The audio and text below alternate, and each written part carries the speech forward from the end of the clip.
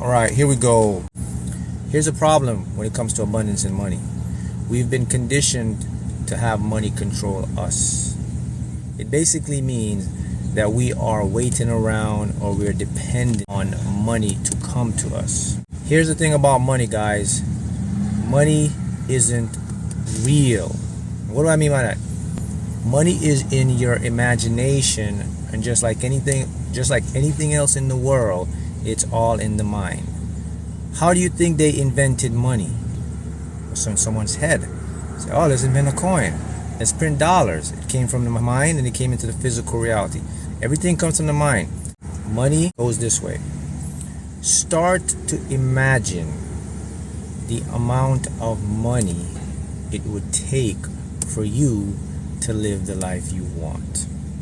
It's as simple as that. Once you start to use your imagination and start to imagine how much it would take for me to do this, what it would look like to do that, that's when you open up the frequency to channel in more abundance and money. Well, why does it work like that? Well, because everything comes to us through the most illogical part of our consciousness, which is the gateway known as our subconscious mind. Your subconscious mind does not work like your intellect mind. When I talk about the intellect mind, I'm talking about your conscious, logical thinking, or what we call the ego mind. Your unconscious mind doesn't work like that. It works through a lot of pictures and images. So if you're someone and you want to manifest more abundance, why don't you go to bed every night? The last thing before you go to bed is when you close your eyes, why don't you start to think about and put in an imagery of what financial abundance would look like for you? That's going to continue to impress the unconscious mind. And when you do it over and over again, your unconscious mind now will seek the ways and the tools to help you to get that. You see, it's all about changing the story of what wealth is. You guys have what's called a wealth consciousness or a money consciousness. It's a part of your consciousness. We all have definitions of what wealth and abundance is. For some of us, it's deeply buried because of so much limiting beliefs we have, but it's still there. So to build what's called your wealth consciousness, you want to water it with a lot of abundant stuff. See how that works? Now, when you start to do this, you will start to see evidence or things will start to come up in your reality that will show you it's working. And an example of that is that you may start to see things about money related. You may hear people start talking more about it. You may start to get checks in the mail. I've actually seen this. You may start to get an increase in your job. You'll start to see this thing working. And it's working because your subconscious mind must only prove to you what you are imagining on a continuous basis. In other words, it has to come to you in some physical form. Right? Now look, here's the issue again, guys. You have to control money. Money cannot control you. You control money by using your imagination to see what it would look like. That's how you control money.